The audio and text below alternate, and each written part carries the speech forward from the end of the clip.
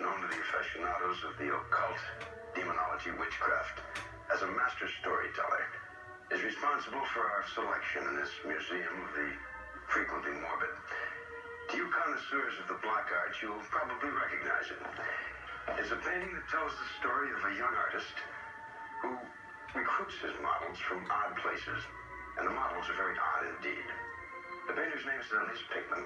The title is Pickman's Model. And where else would you see a story like this except in the Night Gallery?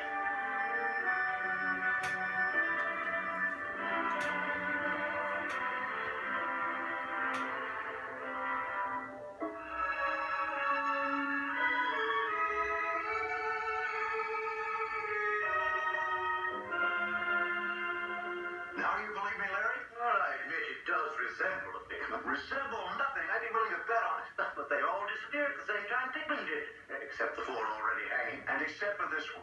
Look at it, Larry. Could you seriously doubt its authenticity? Well, the signature looks real enough. Elliot, do you realize what this is worth to you? The last Pickman brought close to $100,000 at auction.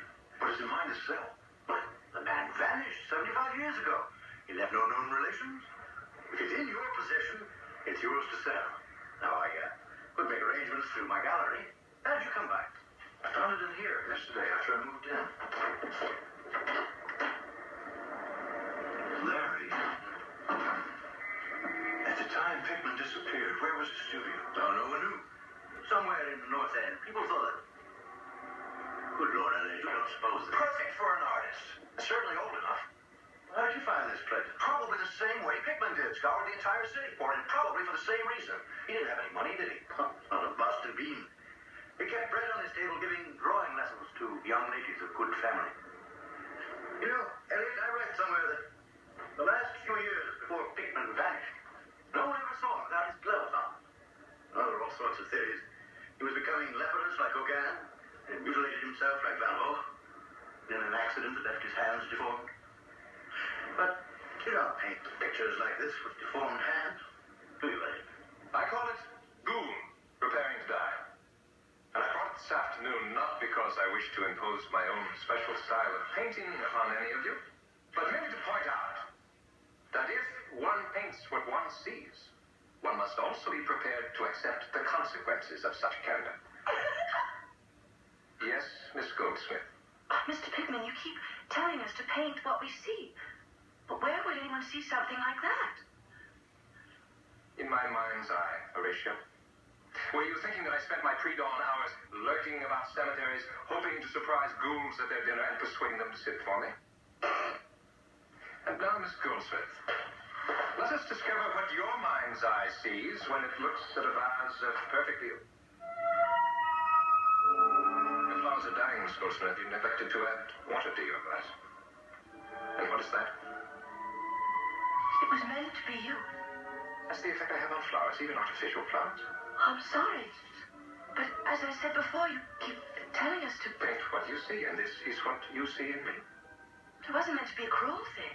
I only meant as a sort of power, a magnetism. Something in your eyes.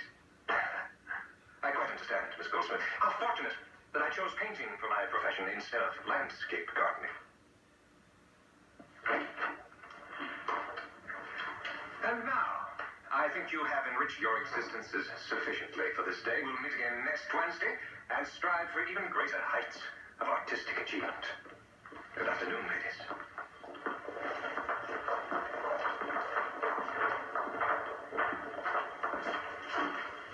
Mrs. DeWitt. Mr. Pickman, it was the impression of the Institute that you were instructing our young ladies in the principles of painting from life, in the transferring to canvas of recognizable shapes and figures. Quite correct, Mrs. DeWitt. And you employed this as an example? Oh, a modest one. And one better suited, I'm afraid, please, to a less genteel conservatory. You are telling me that my services are no longer, etc., etc. Despite your ready wit and bohemian elan, Mr. Pickman, some of our parents do not consider you a proper influence on their daughters. And now that I've seen this specimen of your work, I quite agree with them. The Institute will, of course, pay you to the end of the month, but, well, I'm sure you understand.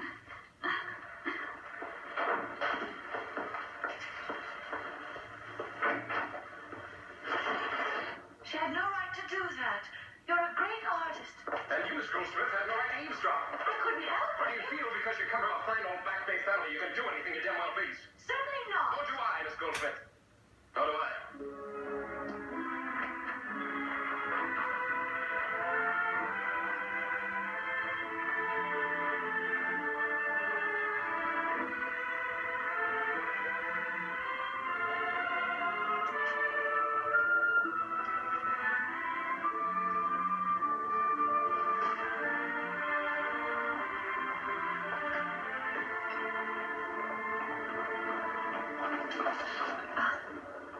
I just happened to be passing by. In Cadbury Lane. And stooping to tie your shoelace, you glimpsed me through the window. Since you obviously insist on savoring the omission, yes, I followed you. Indeed, might I ask what? After the incident at the Art Institute, I thought you might need some sympathetic company. You were in error, Miss Goldsmith. I've never felt the need for human companionship. Then I shall make it my project to awaken those feelings in you. Yeah, what are you doing? Inviting myself to tea. No. Oh, I know that's a very brash and unladylike thing to do, but as you so accurately charge, Mr. Pickman, when you come from a rich, old Back Bay family, you can be brash and unladylike. Will you order another cup, or shall I, Mr. Pickman?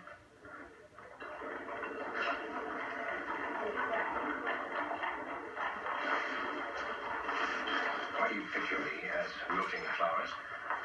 As you said, do not attempt to paint a self-portrait. It reveals the soul. But I was to be the face.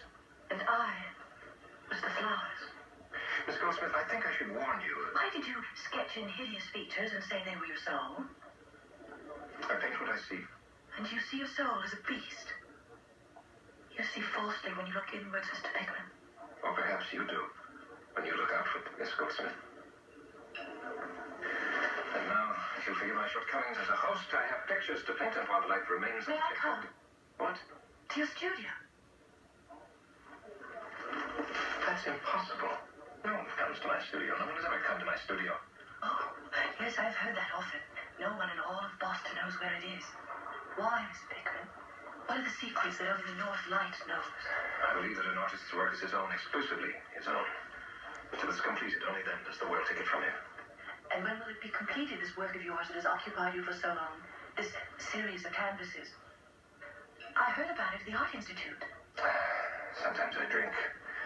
And when I drink, sometimes I say too much. A sequence of paintings so horrible that they would turn a man... A man to stone, yes. Oh, then it's true. Tell me all about them. No, Miss Goldsmith. It would chill your blood. I'll run the risk. There is a legend. There is a legend that tells of an eldritch race, more foul and loathsome than the putrid slime that clings to the walls of hell. Twisted creatures, half man, half beast, who move with the rustling sound of predatory rats, carrying with them the stench of the charnel house. Wretched mutations who live deep beneath the earth in dark tunnels, surfacing in the dead of night and returning before dawn to practice their unspeakable acts and breed their filthy spawn until the day arrives when their swollen numbers will finally emerge and ravish the earth like a noxious plague.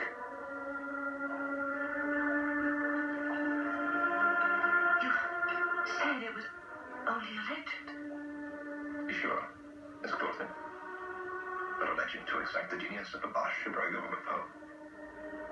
And one that I am driven to paint. And now, if you'll forgive me, I've stayed alone. I must go. Let me see your paintings. That is completely impossible, Miss Goldsmith. Excuse me. Richard. How did you guess? Don't you know how I feel about you? It's not. No. I forbid it. You can't. Where my heart is concerned, I am God. Then I grieve for you, Miss Goldsmith, for investing that heart in such a bankrupt enterprise.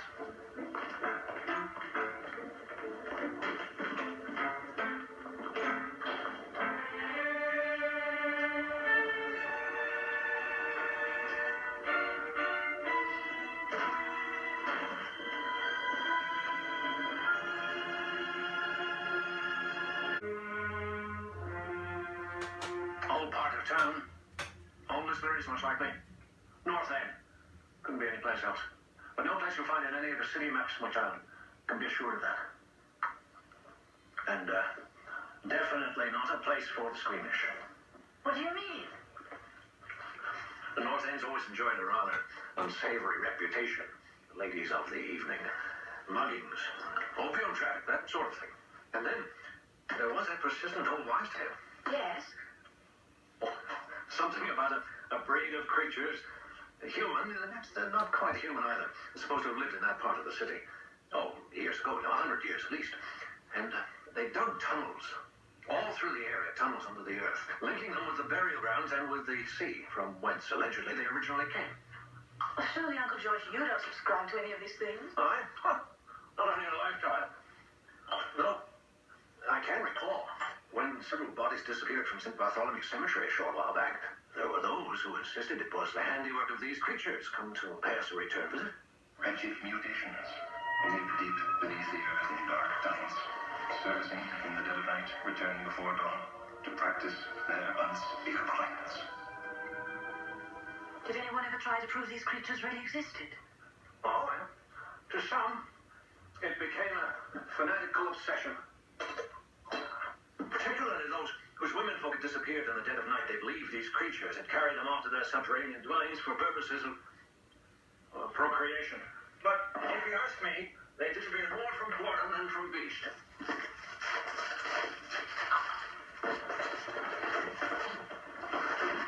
And no one ever actually claimed to have seen them. No. Traps failed, as did every attempt to smoke them out. They finally ended up sealing off every underground opening they could find and praying that they'd found them all.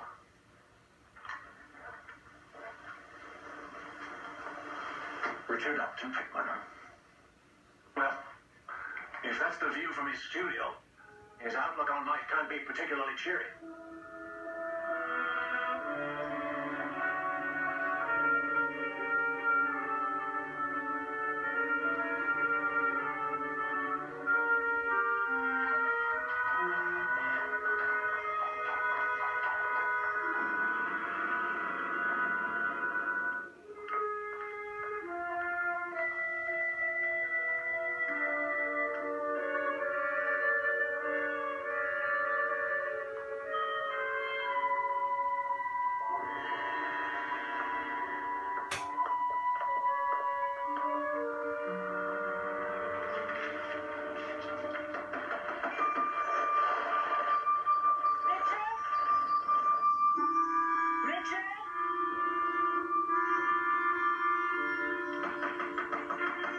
Richard, you forgot your painting.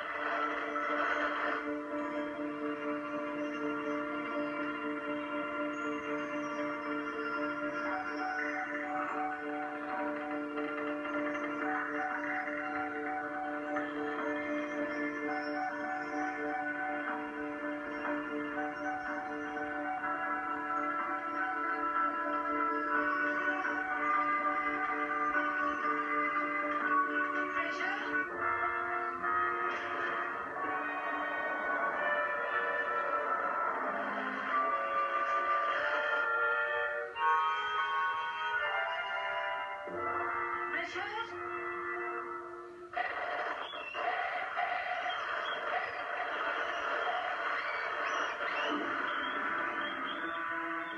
Richard? I brought your painting.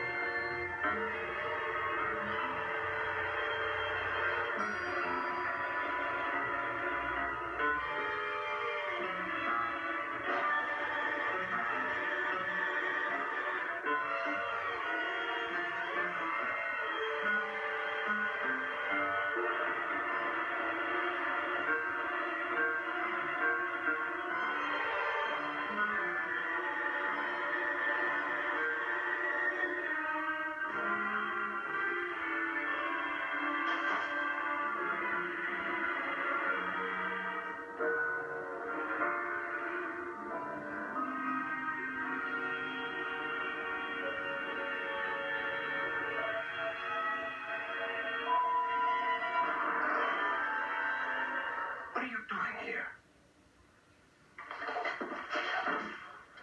How did you find this place? Well, you left me a perfect map of the neighborhood. The painting I bought.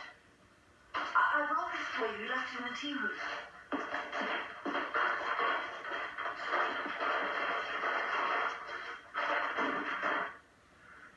All right. You performed your errand. Now you must go. Richard, I tell you, you must go this instant. I have work to do. can't I stay and watch? Dear God. Miss Crossman. Please.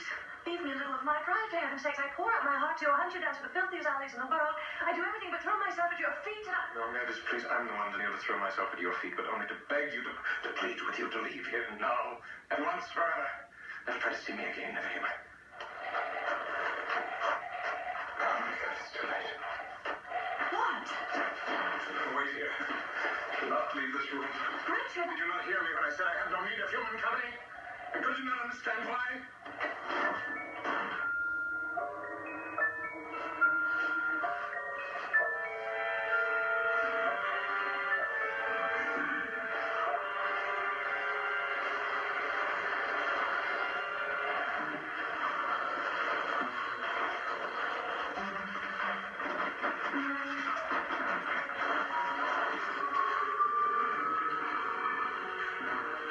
It became a fanatical obsession, especially those women folk who disappeared in the dead of night. They believed that these creatures had carried them off to the subterranean dwellings for purposes of procreation.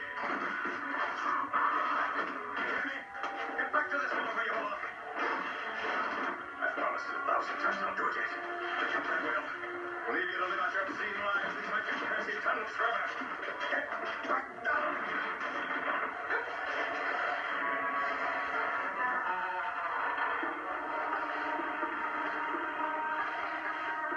Richard!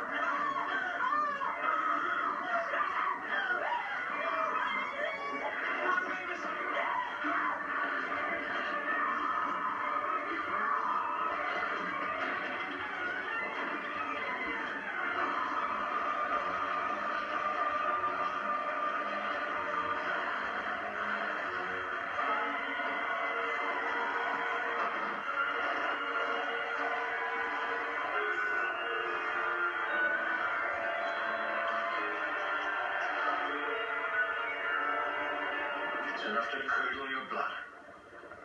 Did you send to the bricklayers? I did. They should be here in 10 minutes. If they can locate this rabbit warren.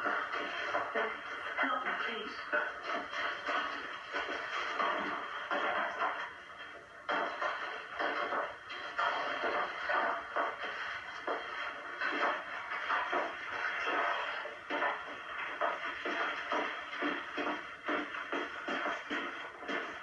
The man must have been insane. No. He painted what he saw. And what he was.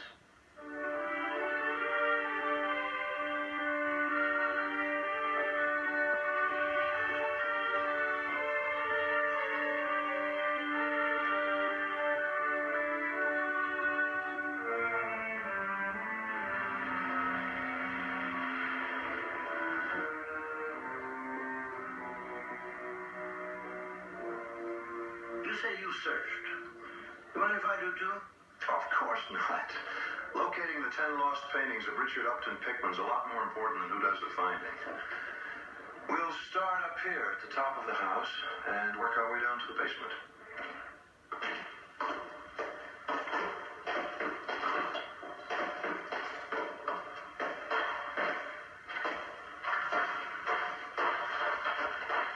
What's this thing? Can't imagine. Honestly, when I moved in, it means nothing to me. A sewer, do you suppose? In a cellar? This thing's hollow. You know what I think, Elliot?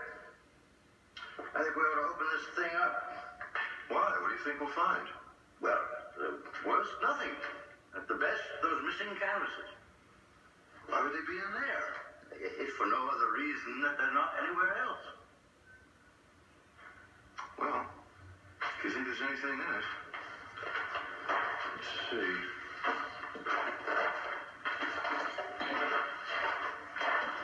Feeling muscular? No.